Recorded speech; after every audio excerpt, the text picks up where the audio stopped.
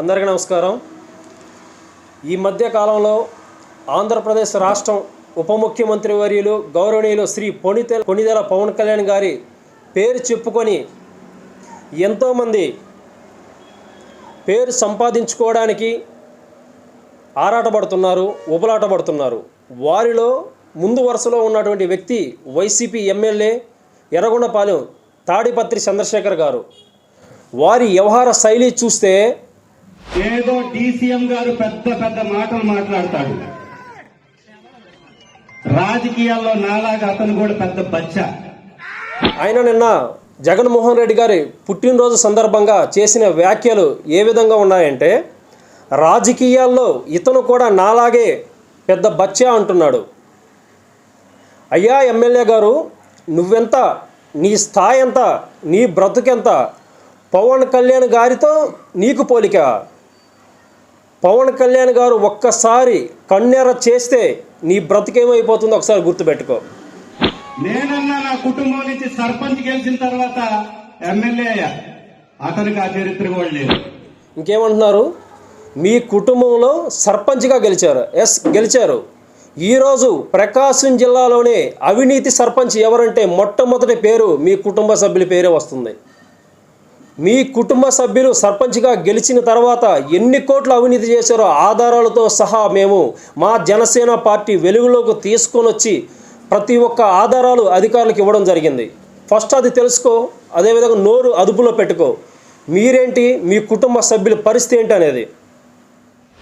2 సార్లు ఓటమి చెందాడు పార్టీని పెట్టి. అదేవిధంగా పార్టీ పెట్టి 2 చోట్ల ఓడిపోయారు అని చెప్పేసి కామెంట్లు చేస్తున్నారు.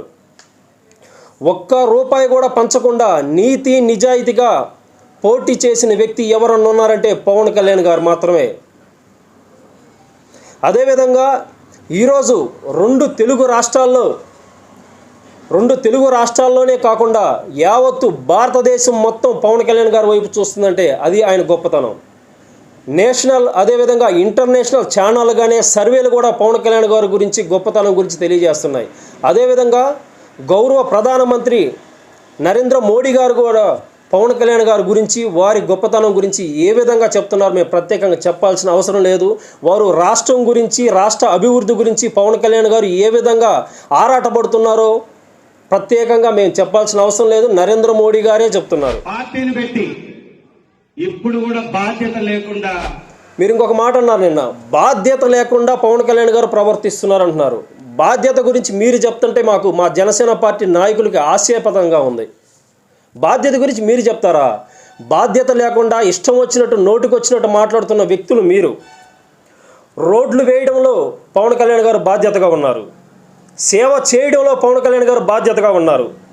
తుఫాన్లు వస్తే ప్రజల విషయంలో బాధ్యతగా ఉన్నారు. మహిళల యోగక్షేమాల విషయంలో బాధ్యతగా ఉన్నారు. అదేవిధంగా ప్రజలకు నీరు అందించడంలో బాధ్యతగా ఉన్నారు.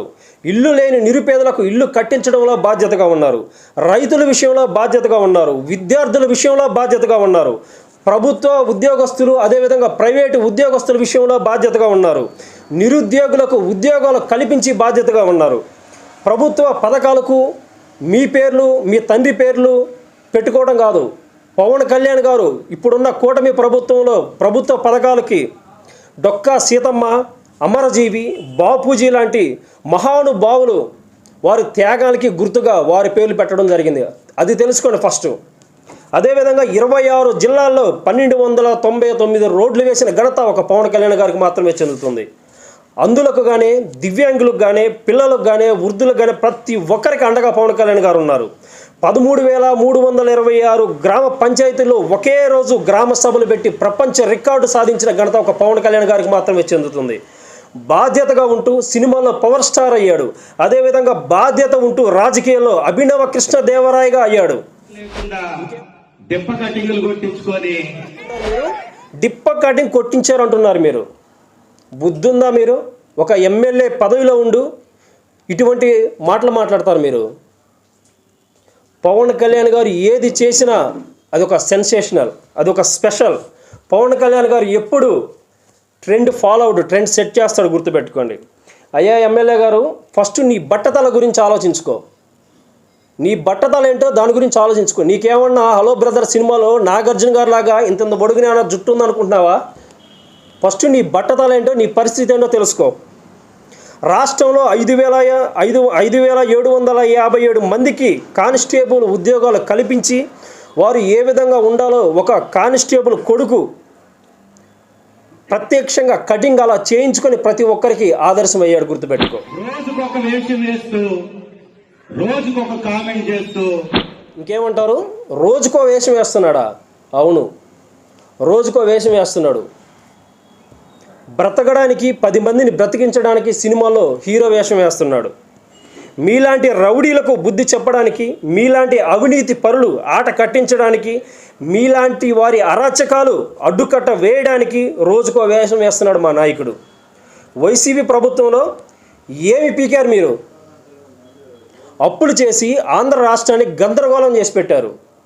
ఈరోజు కూటమి ప్రభుత్వం వచ్చిన తర్వాత పవన్ కళ్యాణ్ గారు గందరగోళంగా ఉన్న మన ఆంధ్ర రాష్ట్రాన్ని గాడిని పెట్టి అభివృద్ధి పదంలో ముందుకు నడిపిస్తున్నాడు. అదేవిధంగా కేంద్రం నుండి భారీ స్థాయిలో నిధులు తీసుకొచ్చి మన ప్రజలను, మన ఆంధ్ర రాష్ట్రాన్ని అభివృద్ధి చేస్తున్నాడు. ఈరోజు మీరన్నట్టు ఆంధ్ర రాష్ట్ర అభివృద్ధి కోసం, ప్రజల కోసం, మనందరి కోసం డిప్యూటీ సీఎం వేషం వేసి ఆంధ్ర రాష్ట్రాన్ని అభివృద్ధి పదంలో ముందుకు నడిపిస్తున్నాడు. మీ అంతు తేలుస్తాం, మీరు గతంలో ఏం పీకారు అని బాధ్యత లేకుండా మాట్లాడడం.